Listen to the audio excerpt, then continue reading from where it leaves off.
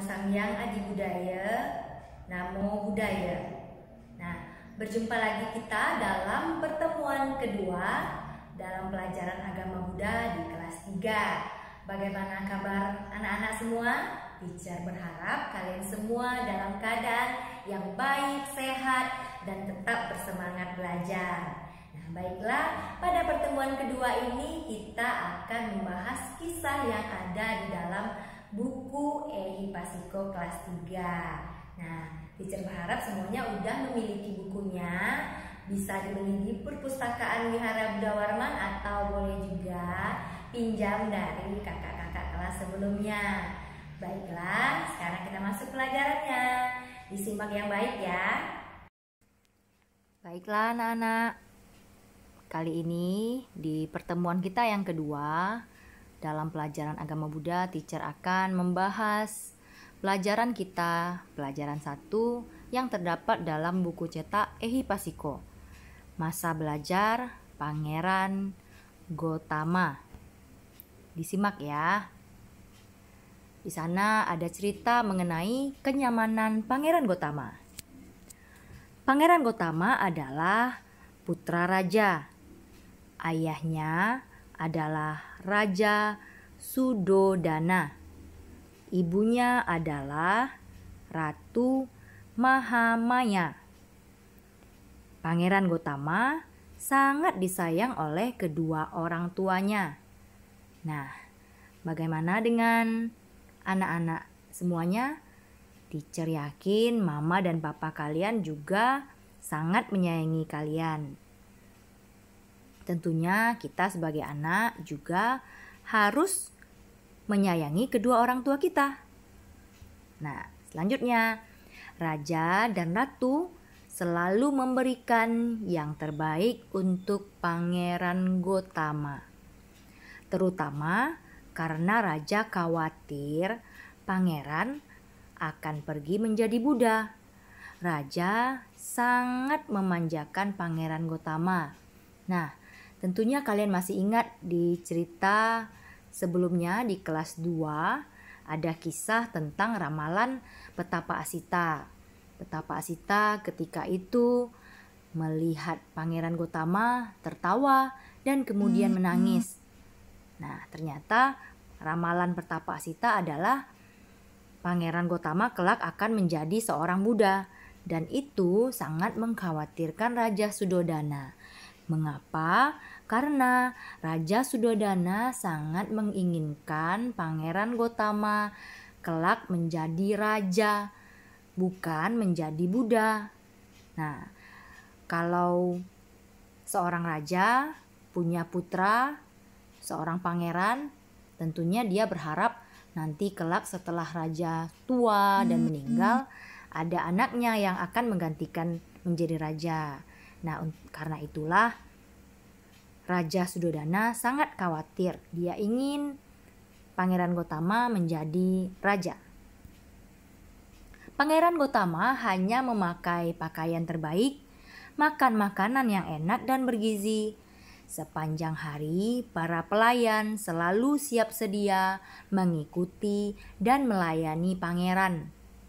Kemanapun pangeran pergi atau bermain, para pelayan selalu melindunginya dengan payung, supaya pangeran tidak basah ketika hujan dan juga tidak kepanasan ketika cuaca sedang panas. Nah, kita juga begitu, walaupun kita bukan anak seorang raja, teacher yakin mama dan papa selalu memberikan kita yang terbaik, makan makanan yang bergizi.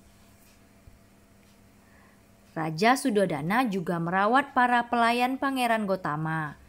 Semua pelayan selalu terlihat sehat, rapi, dan bersih. Seluruh penari selalu terlihat cantik dan menarik. Raja tidak ingin ada pelayan dan penari yang sakit. Nah, dahulu tidak ada TV, tidak ada game, tidak ada handphone. Maka untuk menghibur seorang raja atau seorang pangeran akan ada penari yang akan menghibur dan menyanyi. Nah, Raja Sudodana selalu merawat pelayan-pelayan dan penarinya itu agar selalu cantik dan menarik. Semuanya terlihat sehat, bersih, dan rapi agar Pangeran Gotama merasa bahagia. Raja juga mendirikan 3 istana untuk Pangeran Gotama. Yang pertama, istana musim dingin disebut Rama. Yang kedua, istana musim panas disebut Surama. Yang ketiga, istana musim hujan disebut juga Suba. Nah, tidak hanya 3 istana saja, raja juga membuatkan 3 kolam teratai untuk pangeran, yaitu kolam teratai putih disebut Paduma, kolam teratai putih disebut juga Pundarika, dan kolam teratai biru disebut Upala. Nah, pastinya pangeran sangat bahagia karena punya 3 istana dan juga kolam teratai yang sangat indah. Ada 3 kolam teratainya.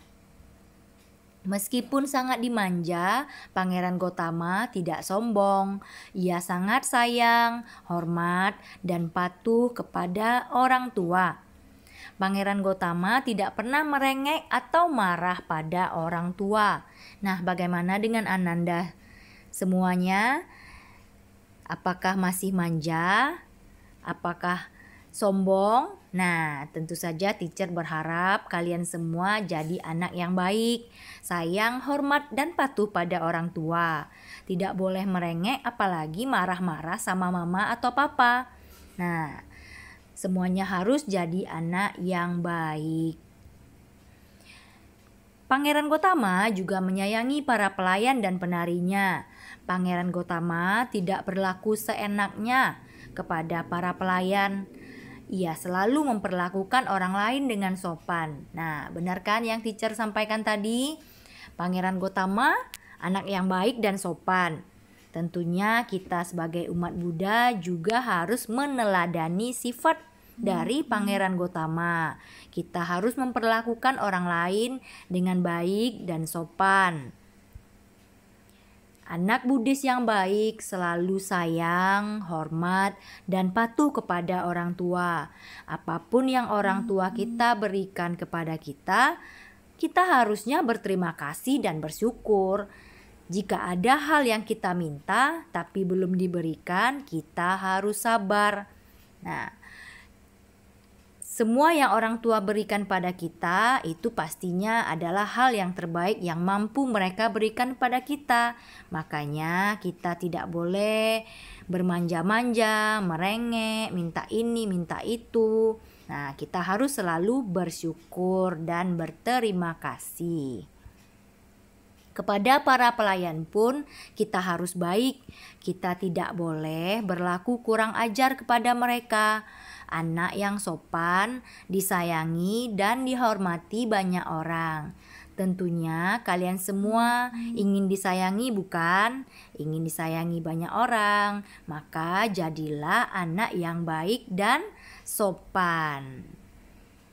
Sampai jumpa di pertemuan berikutnya. Tetap semangat belajar ya. Oke, baiklah anak-anak, sudah mendengar ceritanya. Ya, sekarang kita masuk ke bagian tugas. Tugasnya sangat gampang kalau kalian memperhatikan cerita teacher tadi. Tugasnya adalah tuliskan 3 istana yang diberikan Raja Suddhodana untuk Pangeran Gotama. Dan juga 3 kolam teratai yang diberikan Raja Suddhodana untuk anaknya Pangeran Gotama. Nah, dituliskan di sebuah buku, boleh buku yang dari kelas 2 dulu, atau boleh juga di kertas. Tulisnya terserah, mau pakai pena, mau pakai pensil, terserah. Jadi dibuatkan 3 istana, misalnya istana musim titik-titik disebut. Nah, pakai disebutnya ya. Nah, di dalam video sebelumnya teacher sudah menjelaskan. Nah, begitu juga dengan kolam teratainya. Tugasnya sangat mudah bukan? Nah, teacher yakin semuanya pasti bisa mengerjakannya dengan baik. Tulisannya yang rapi. Oke? Baiklah, sampai jumpa. Namo Sang Hyang Adi Budaya.